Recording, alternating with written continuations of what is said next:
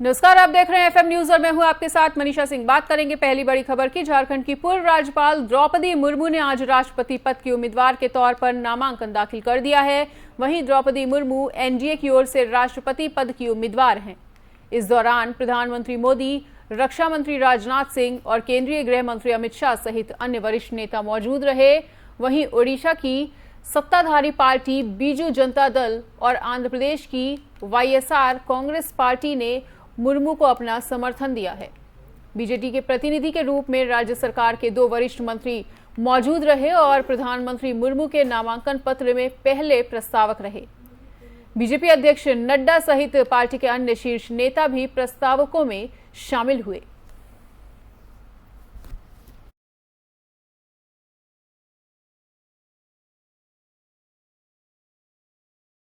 Army भर्ती के लिए केंद्र द्वारा लगाई गई योजना अग्निपथ का कांग्रेस की ओर से विरोध किया गया है। कांग्रेस के पूर्व अध्यक्ष राहुल गांधी ने एक बार फिर से इस योजना को लेकर मोदी सरकार पर हमला बोला है। राहुल गांधी ने कहा कि एक तरफ देश के परमवीर हैं और दूसरी तरफ प्रधानमंत्री का घमंड और तानाशाही। कांग्रेस नेता ने पूछा कि क्या नए भारत में सिर्फ मित्रों की ही सुनवाई होगी, देश के वीरों की नहीं। राहुल गांधी ने अपने ट्वीट में एक खबर को भी शेयर किया है, जिसमें परमवीर चक्र विजेता और सेना के मानद कैप्टन बाना सिंह ने कहा है कि अग्निपथ योजना सेना को बर्बाद कर देगी।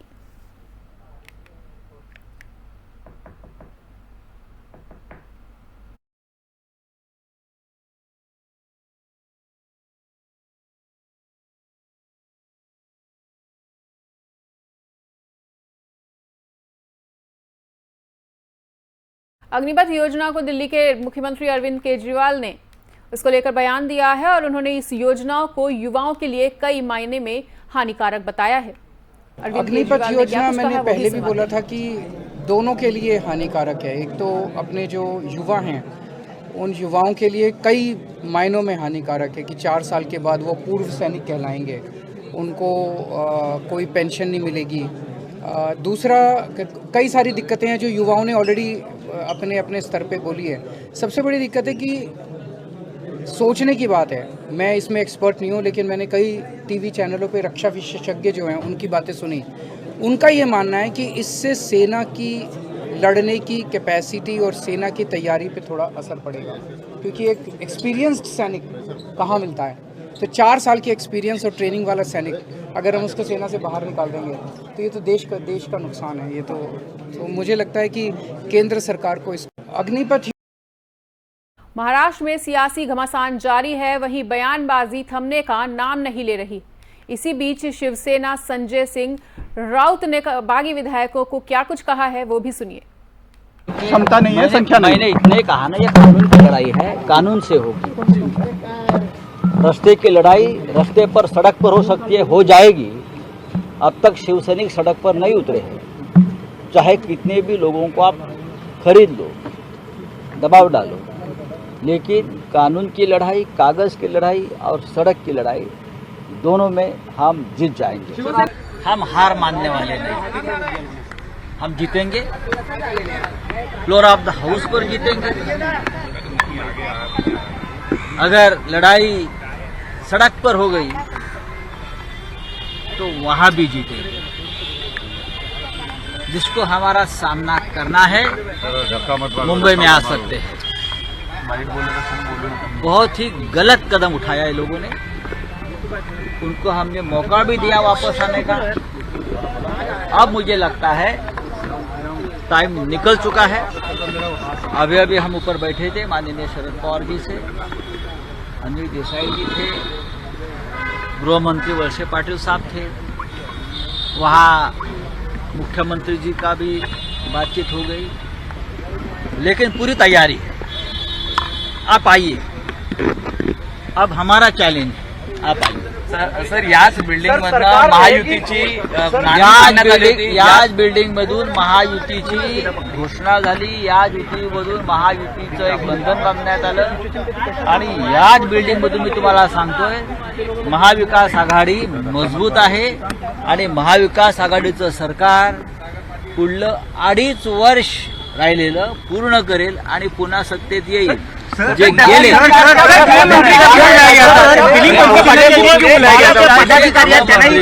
गृहमंत्रीजी, अरे बूम नहीं पकड़ पाऊंगा, हाथ पूरा पैक है। बाळासाहेब ठाकरे बरं का, यांचं मी हाँ भाई नाव घेऊन सांगतो, त्यांचं कीर्तीला मी वंदन करून सांगतो. हम हार मानने वाले थे, हम जीतेंगे, फ्लोर ऑफ द हाउस पर जीतेंगे. अगर लड़ाई सड़क पर हो गई तो वहां भी जीतेंगे. जिसको हमारा सामना करना है मुंबई में आ सकते हैं. बहुत ही गलत कदम उठाया है लोगों ने, उनको हमने मौका भी दिया वापस आने का. अब मुझे लगता है टाइम निकल चुका है. अभी हम ऊपर बैठे थे, माननीय शरद पवार जी से, अनिल देसाई जी थे, गृह मंत्री वळसे पाटिल साहब थे, वहाँ मुख्यमंत्री जी का भी बातचीत हो गई. लेकिन पूरी तैयारी, आप आइए, अब हमारा चॅलेंज आप आइए. सर याच बिल्डिंग मधून महायुतीची नाणी बांधण्यात आली होती. याच बिल्डिंग मधून महायुतीची घोषणा झाली, याच बिल्डिंग महायुतीचं विधान करण्यात आलं आणि याच बिल्डिंग मधून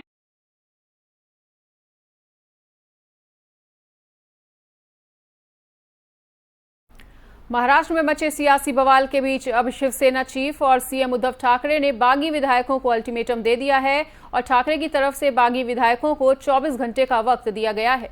सूत्रों के हवाले से ये जानकारी सामने आई है और बताया गया है कि उद्धव ठाकरे ने अपने करीबी वरिष्ठ नेताओं के साथ बातचीत में साफ तौर पर कहा था कि बागी विधायकों के पास 24 घंटे का वक्त है. अगर वो वापस आते हैं तो ठीक, वरना उनसे किसी भी तरह की कोई बात नहीं होगी. नेताओं के साथ बातचीत में उद्धव ठाकरे ने यह साफ किया कि अगर तय समय में बागी वापस नहीं आते तो इसके बाद ये लड़ाई आर पार की होगी. इस दौरान उन्होंने कहा कि हम हार मानने वाले नहीं हैं.